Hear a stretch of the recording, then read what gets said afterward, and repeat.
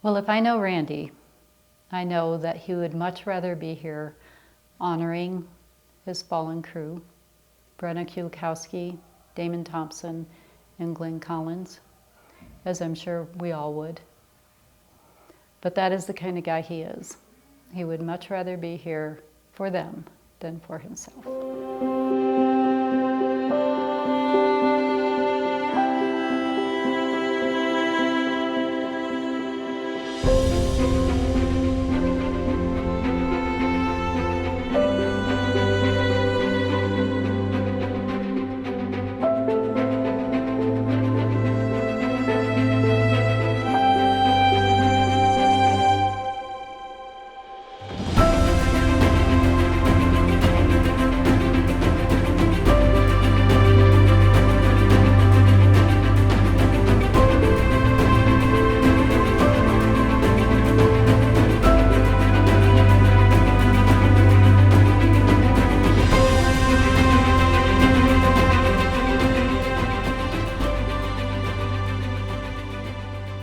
I nominated Randy Chevalier as Firefighter of the Year for the 100 Club because as a survivor, I know what it's like to go through tragic times.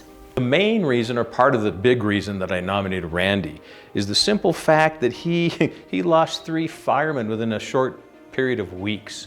You know, 2 in one time is just horrendous.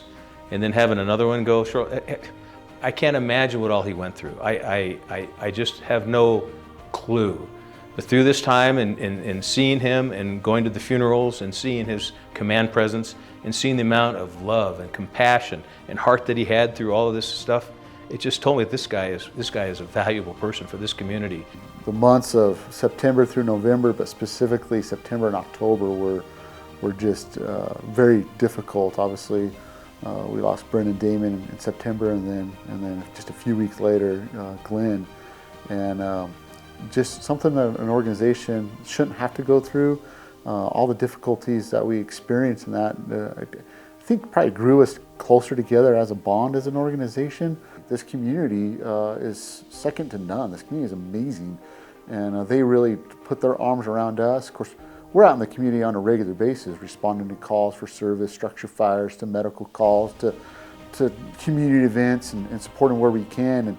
And I think that this community knows that we're always there for them, and it was kind of our turn, right? They kind of turned around and came and put their arms around us and embraced us from so many levels.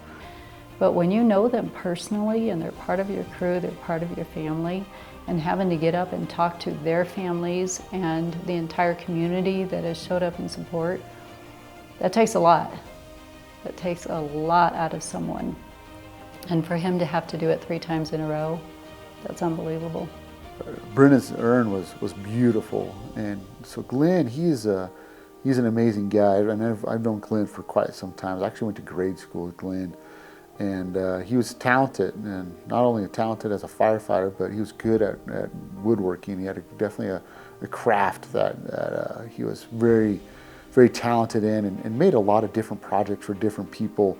And had made a few different urns in the past for some individuals, and so he took it with extreme pride that he made that urn, and it was beautiful, and it meant the world to Brenna's family, and it meant the world to this organization, and it meant the world to Glenn to be able to do that. And then Glenn passed away, of course, in that second tragic accident. And we had another very talented craftsman in the organization. His name's Clifford. He's a captain with us. He finished that urn and then made Glenn's urn. And it's kind of neat that we have so many caring, right? We're compassionate, we're empathetic on all those pieces, and talented in so many ways. And that kind of speaks to the brotherhood of the fire service, kind of coming together to do that. It's community involvement, community involvement with the police department. They work together, and especially if there is any kind of an event going on in the city, there's members of the fire department there, and they will be out interacting with the people that are there, showing off their equipment. It doesn't matter what it is. He always finds time to be involved in the community and anything that's going on. He's just always there, ensures that happens. just his thoughtfulness and taking the time out to do that because of all of the other things that he had to deal with the logistics of the funerals and everything, coordinating all of this. It was a lot for him to deal with, but he still took the time out to take care of his people and their family. And that says a lot.